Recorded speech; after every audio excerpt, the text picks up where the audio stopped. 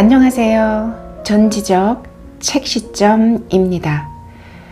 처음 이상의 날개를 접했을 때는 제가 초등학교 때였던 것으로 기억이 되어집니다. 그때 제 어머니는 우리 삼형제를 데리고 청계천 중고 책서점에 자주 가곤 했었는데요.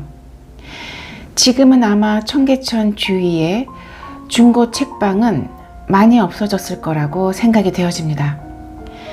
그때 산 색동회 문학 전집과 한국 문학 작품집은 저에겐 읽어야 할 숙제라기보다는 춥고 긴 겨울방학에 집에서 가래떡과 양미리를 구워 먹으며 읽을 놀이거리 같은 것이었습니다. 사실 모든 작품을 정확하게 이해하고 읽은 것은 아니었습니다. 하지만 이상한 것은 이해할 수 없는 답답함보다는 책 속의 작가가 전하는 당시 시대의 분위기와 감성이 좋았고, 그것이 긍정적이든 우울하든 상관없이 저에겐 또 다른 세계를 보는 것 같아서 그것은 마치 어려운 영화를 보는 것과 비슷했는데요. 자연스러운 만남이었던 것으로 기억이 되어집니다. 제가 여러분께 전하고 싶은 메시지 또한 비슷한 것입니다. 책을 읽을 때 꼭 모든 내용을 이해하지 않아도 괜찮다는 것입니다. 오히려 그 속에서 느껴지는 시대의 공기, 작가의 감정, 그리고 내가 몰랐던 또 다른 세계와의 만남이 독서의 진짜 매력이 아닐까 생각이 되어집니다. 어린 시절의 저처럼 여러분도 책 속에서 숙제가 아닌 놀이처럼 때로는 답답하면서도 묘하게 중독적이고 매혹적인 그 감각을 느껴보셨으면 합니다. 마지막으로 구독을 해주시고 좋아요로 힘을 주신다면 긴 여정에 더 좋은 에너지로 함께 하리라 약속드려 봅니다. 감사합니다.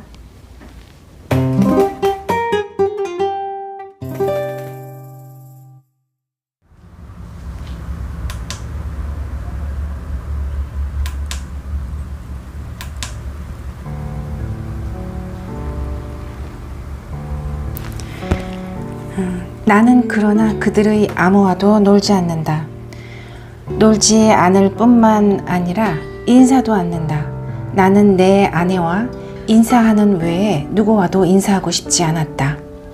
내 아내 외의 다른 사람과 인사를 하거나 놀거나 하는 것은 내 아내의 낯을 보아 좋지 않은 일인 것만 같았다.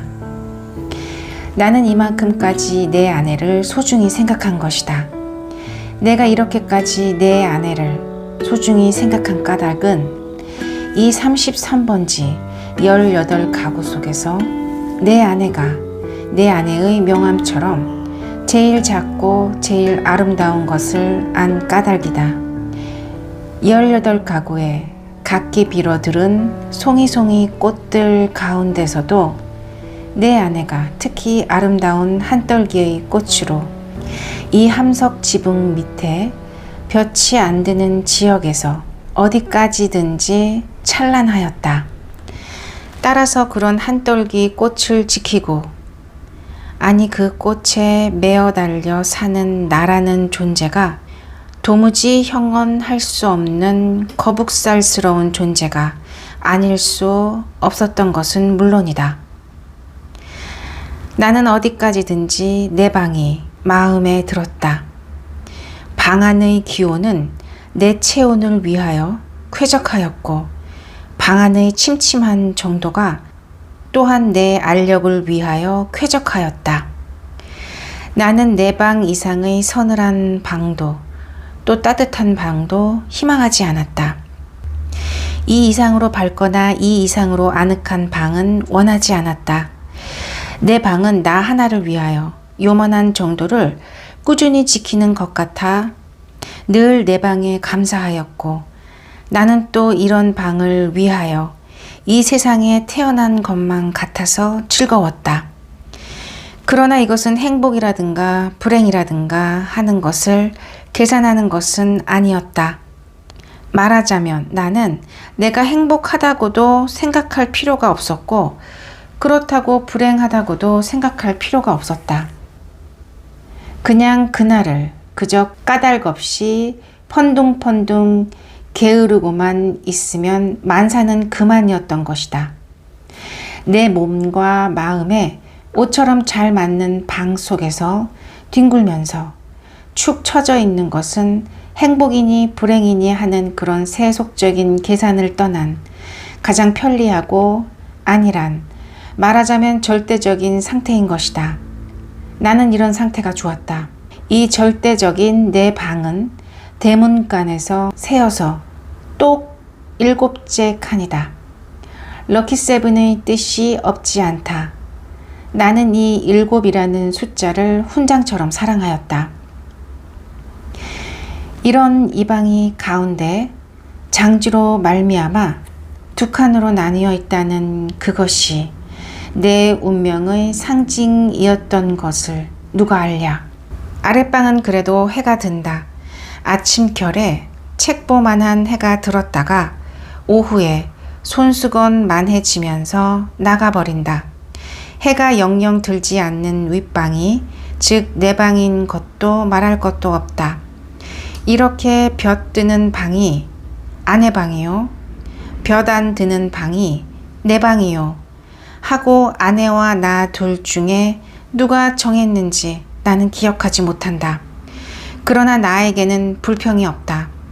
아내가 외출만 하면 나는 얼른 아랫방으로 와서 그 동쪽으로 난 들창을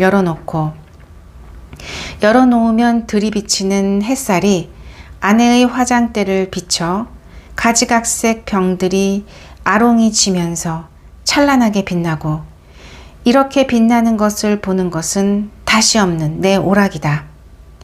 나는 조그만 돋보기를 꺼내가지고 아내만이 사용하는 지리가미를 꺼내가지고 그을려 가면서 불장난을 하고 논다.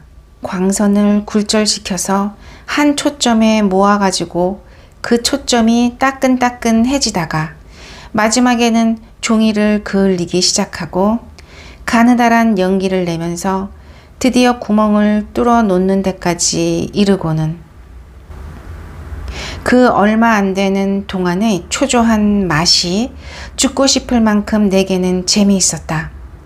이 장난이 실증이 나면 나는 또 아내의 손잡이 거울을 가지고 여러 가지로 논다. 거울이란 게 제 얼굴을 비칠 때만 실용품이다. 그 외의 경우에는 도무지 장난감인 것이다. 이 장난도 곧 실증이 난다. 나의 유의심은 육체적인 데서 정신적인 데로 비약한다. 나는 거울을 내던지고 아내의 화장대 앞으로 가까이 가서 나란히 늘어놓은 그 가지각색의 화장품 병들을 들여다본다. 그것들은 세상의 무엇보다도 매력적이다. 나는 그 중의 하나만을 골라서 가만히 마개를 빼고 병 구멍을 내 코에 가져다 대고 숨 죽이듯이 가벼운 호흡을 하여본다.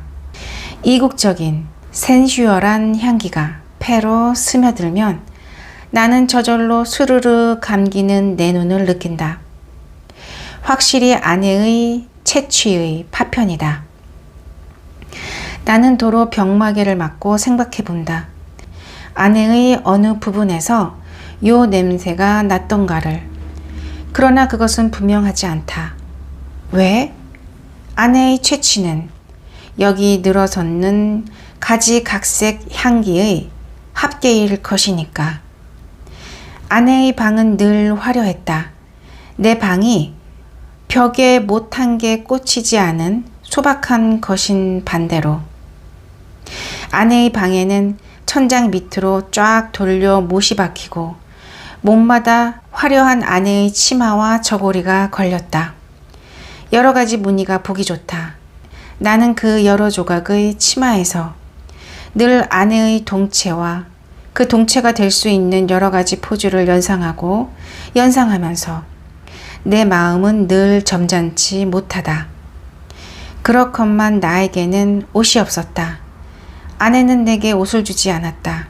입고 있는 골덴 양복 한 벌이 내 자리 옷이었고 통상복과 나들이 옷을 겸한 것이 바로 그 골덴 양복 한 벌이었다.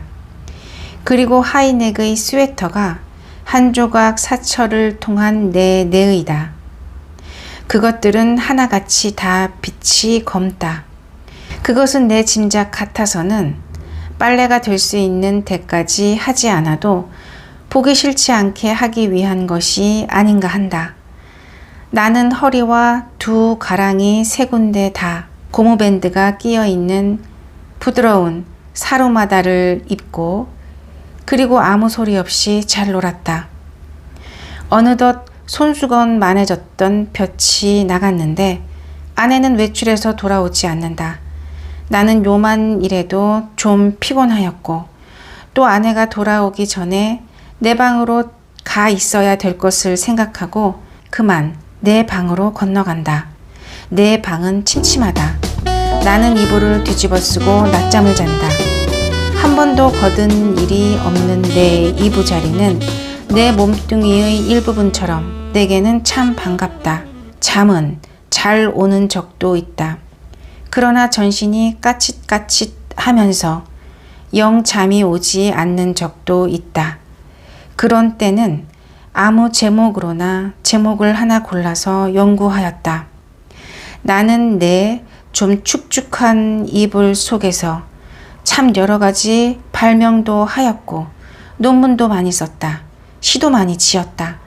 그러나 그것들은 내가 잠이 드는 것과 동시에 내 방에 담겨서 철철 넘치는 그 흐느흐느한 공기에다 비누처럼 풀어져서 온데간데 없고 한참 자고 깨인 나는 속이 무명 헝겊이나 메밀 껍질로 띵띵 찬한 덩어리 베개와도 같은 한 벌 신경이었을 뿐이고 하였다.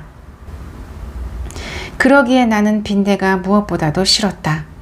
그러나 내 방에서는 겨울에도 몇 마리의 빈대가 끊이지 않고 나왔다. 내게 근심이 있다면 오직 이 빈대를 미워하는 근심일 것이다. 나는 빈대에게 물려서 가려운 자리를 피가 나도록 긁었다. 쓰라리다. 그것은 그윽한 쾌감에 틀림없었다. 나는 홍건히 잠이 든다. 그러나 나는 그런 이불 속의 사색 생활에도 적극적인 것을 궁리하는 법이 없다. 내게는 그럴 필요가 대체 없었다. 만일 내가 그런 좀 적극적인 것을 궁리해 내었을 경우에 나는 반드시 내 아내와 의논하여야 할 것이고 그러면 반드시 나는 아내에게 꾸지람을 들을 것이고 나는 그 꾸지람이 무서웠다기보다는 성가셨다. 내가 제법 한 사람의 사회인의 자격으로 일을 해보는 것도 아내에게 사설 듣는 것도 나는 가장 게으른 동물처럼 게으른 것이 좋았다. 될 수만 있다면 이 무의미한 인간의 탈을 벗어버리고도 싶었다. 나에게는 인간 사회가 스스러웠다. 생활이 조심스러웠다. 모두가 서먹서먹할 뿐이었다.